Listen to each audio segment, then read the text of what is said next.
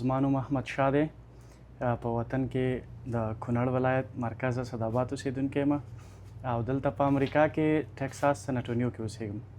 زما 4 کاله کېږي چې امریکې ته راغلی یم او دلته په خپلو کارونو باندې مصروف یم. خپل کارونه مارونه کوو او بس همدا ژوند دی مخته روان دی. زه دلته حیات مارکیټ کې وچه ډوډۍ تازه ډوډۍ پخوم او ورسره په څنګ کې چپلی کباب او سمبوسې او دغه کم شیونه چې تا ولیدل ستاسو مخ ته وړاندې دي همدا شیونه تیاروو خپلو وطنوالو ته. زموږ افغانان ماشاءالله الله دې ژوندي لري ټول همدغه ډوډۍ پسې راځي، همغه د وطن مینه پرې ماتوي. مخکې پرتله داسې ډوډۍ نه وه دلته، ټولو دغه علي بابا نه بیا وړله، د چیبي نه بیا وړله، دغه ډوډۍ وي. اوس فضل د خدای دی ډېر زیات نمبایان دي چې په سن انټونیو کې تقریبا د 10 په شاوخوا کې نمبایان دي.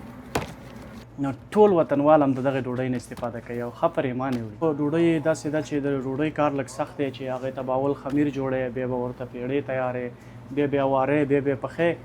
دا پکې لږ سخت دي. دا نور کارونه چې ښه دي بیا لږ اسان دي، دومره سخت نه دي. سمبوسې خو بس غوړیو ګرموو ورته او سمبوسې تیارې لرو، بس غوړو ته ورولو همغه سیستم باندې پخېږي.